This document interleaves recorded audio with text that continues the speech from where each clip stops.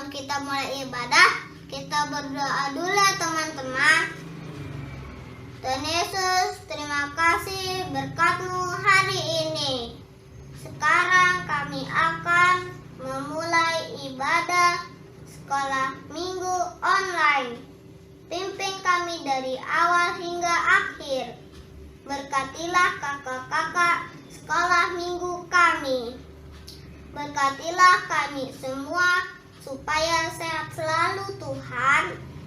Dalam nama Tuhan Yesus kami berdoa. Haleluya. Amin.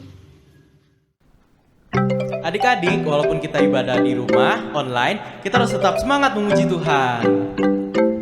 Aku main di rumah, belajar juga di rumah, makan, tidur, nonton YouTube juga di rumah. Namun aku bahagia karena Tuhan menjaga.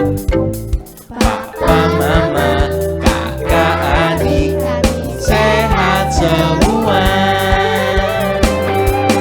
Aku bersyukur padamu Yesus. Engkau baik, sungguh baik untuk selamanya. Aku bernyanyi, aku bersukacita. Tuhan selalu beserta walau di rumah saja.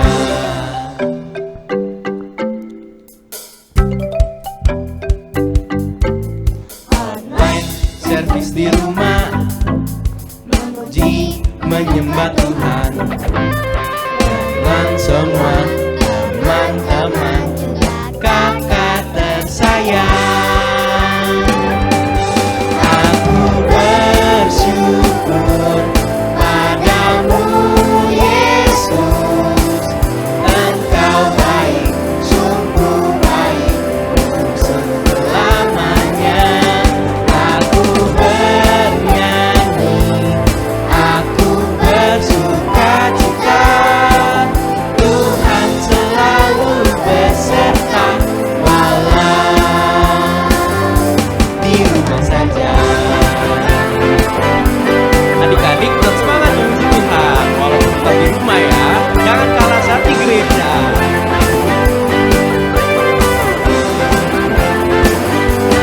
Aku bersyukur padamu Yesus.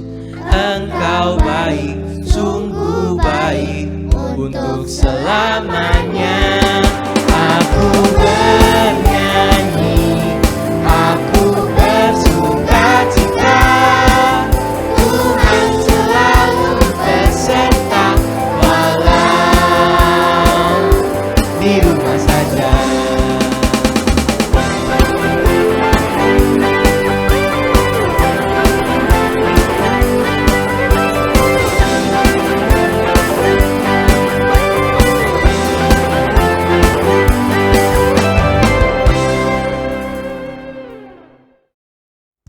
Adik-adik, kita harus percaya bahwa Yesus punya kuasa yang besar. Kita nyanyi bersama lagu ini yuk. There's power, there's power, there's wonder-working power. There's power, there's power, there's wonder-working power. There's power, power, wonder-working power in the blood of the Lamb. There is power, power, wonder-working power in the precious blood of the Lamb. Service for Jesus your King. There's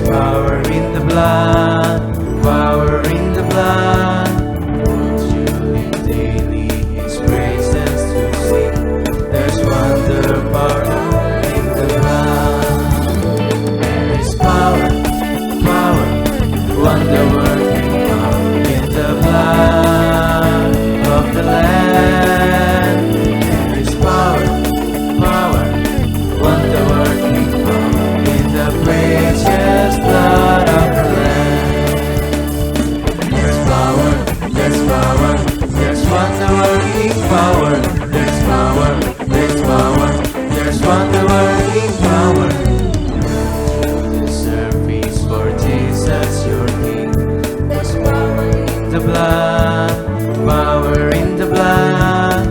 For to live daily, His praises to sing. There's wonderful power in the blood. There is power, wonder-working power in the blood of the Lamb. There is power, wonder-working power in the precious blood of the Lamb.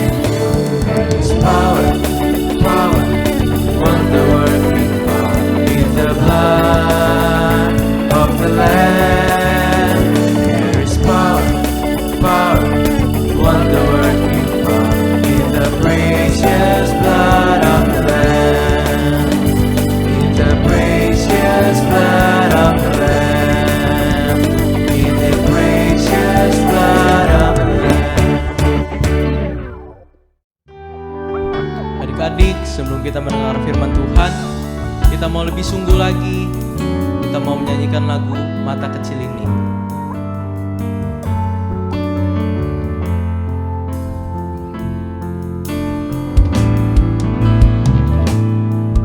Mata kecil ini, mulut kecil ini akan melakukan perkara yang besar. Tangan kecil ini, kaki kecil ini akan melakukan perkara yang besar yang tak pernah dibayangkan, yang tak pernah timbul dalam hatiku. Sebab itulah yang Dia kerjakan bagi orang yang percaya padanya.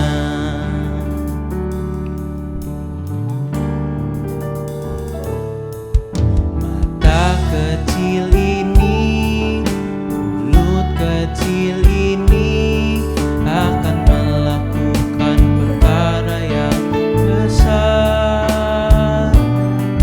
Tangan kecil ini, kaki kecil ini akan melakukan perkara yang besar yang tak pernah dibayangkan, yang tak pernah timbul dalam hatiku. Sebab itulah yang Dia kerjakan bagi orang yang percaya padanya, yang tak pernah dibayangkan, yang tak pernah timbul dalam hatiku.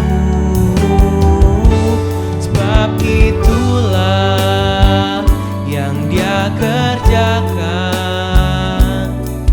bagi orang yang percaya padanya, bagi orang yang percaya padanya.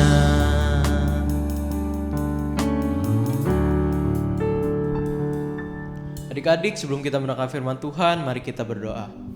Tuhan Yesus yang baik, Tuhan, sebentar lagi kami ingin mendengarkan firman Tuhan. Tuhan tolong pimpin kakak yang menceritakan firman Tuhan.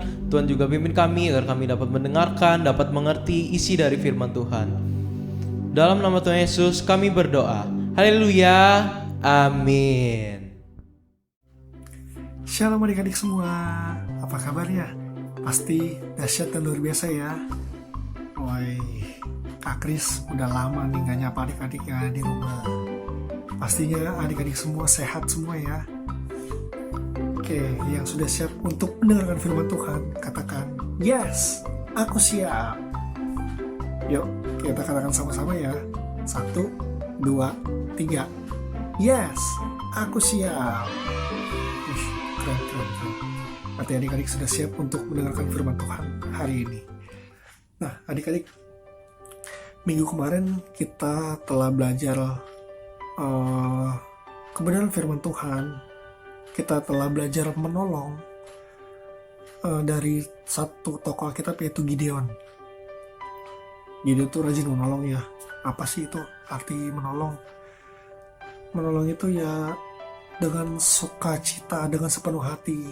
Kita menolong tanpa ada paksaan dari siapapun.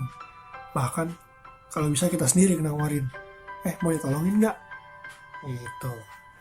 Nah, untuk hari ini kita mau bahas tentang kesetiaan dari satu tokoh Alkitab, yaitu yang bernama Epaphroditus.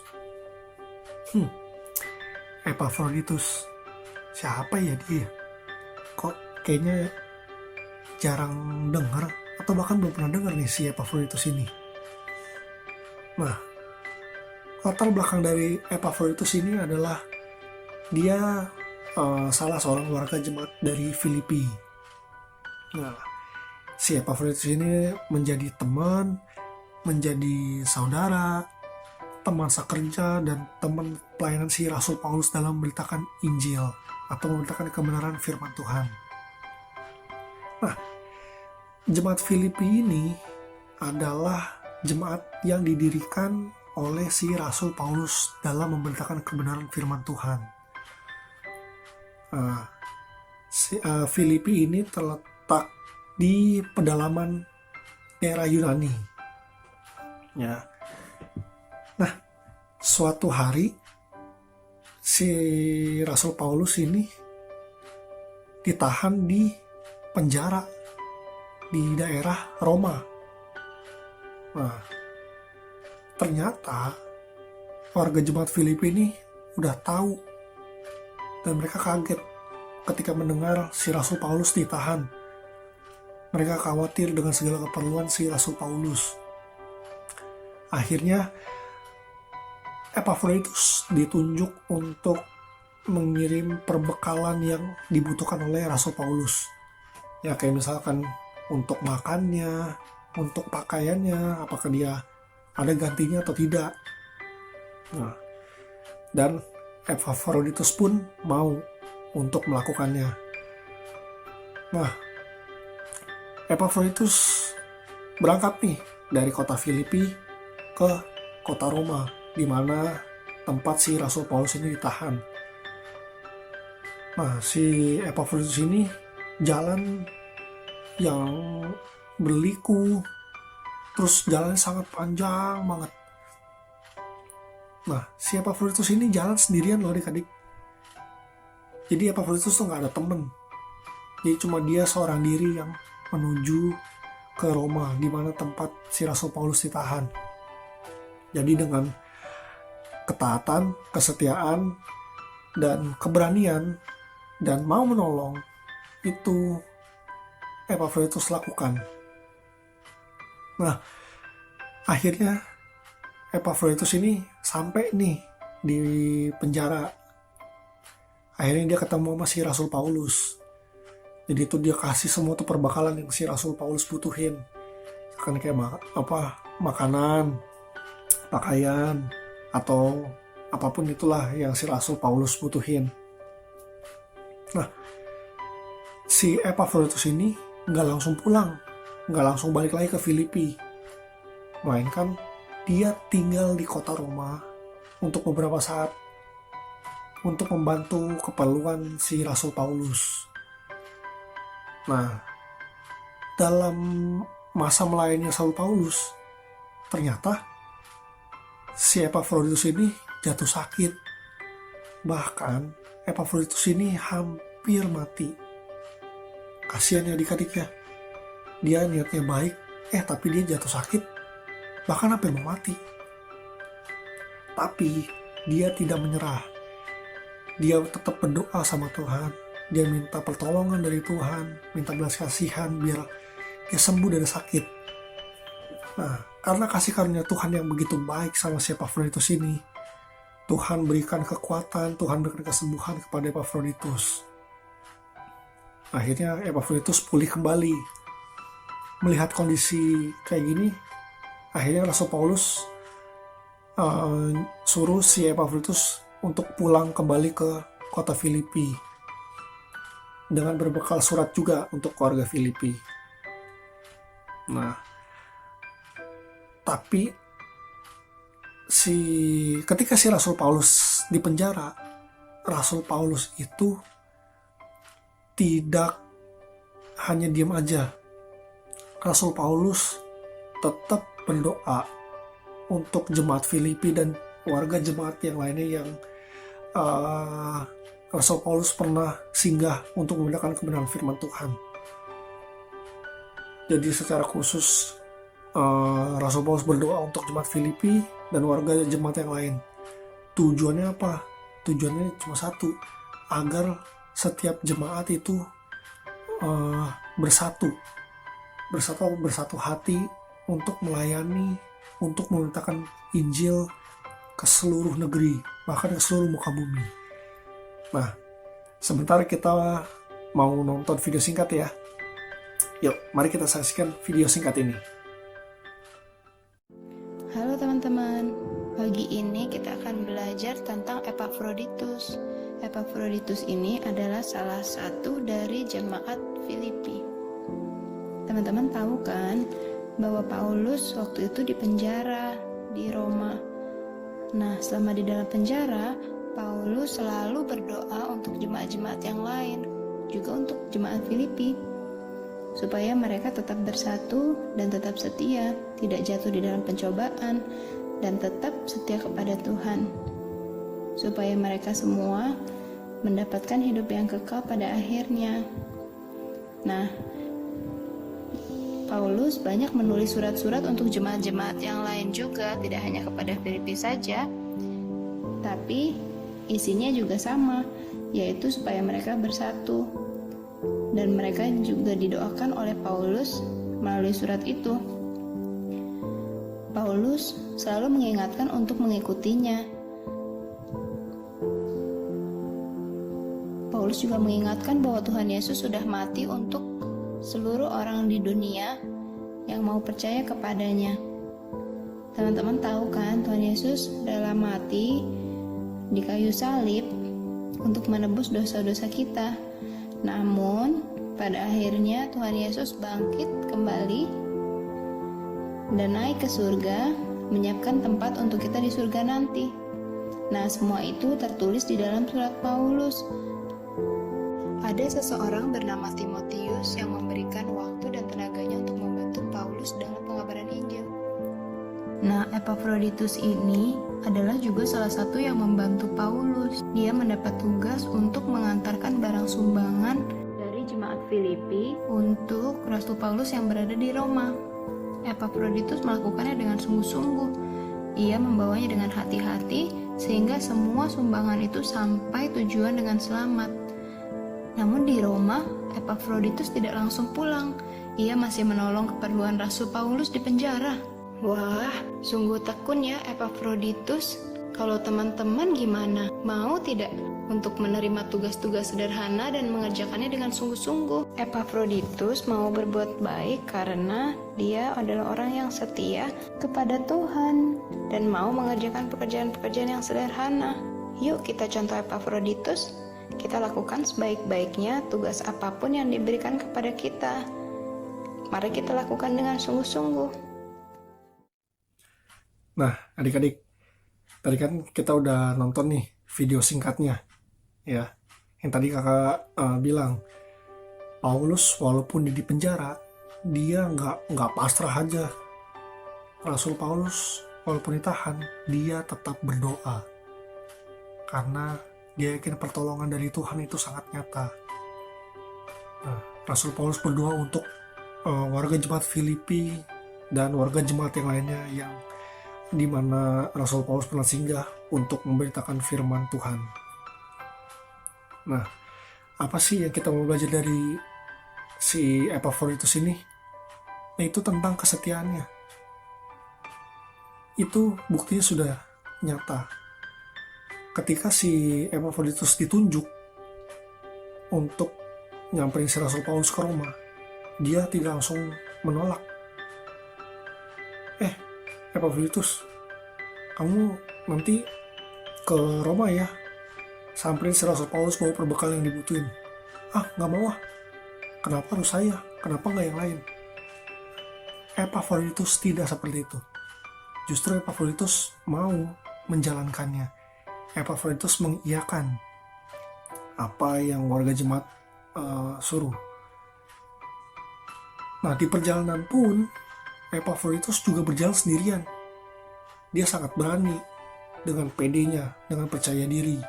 Dia berjalan dari kota Filipi menuju kota Roma. Yang padahal kan dia nggak tahu perjalanannya segitu panjang dan begitu berlika-liku. Tapi dia yakin dan percaya dia tidak berjalan sendirian. Dia yakin dan percaya bahwa Roh Allah ada bersama dengan dia, berjalan bersama dia. Roh Allah siang dan malam berjaga-jaga melindungi si Epafroditus. Nah, itu bukti nyatanya. Nah, kita juga mau sama adik-adik. Kita mau belajar sama seperti Epafroditus. Kita jangan pernah menyerah. Kita jangan pernah mau nolak dulu yang belum kita lakuin. Jangan pernah menyerah di kondisi sulit apapun, dalam kondisi susah, kita jangan pernah menyerah.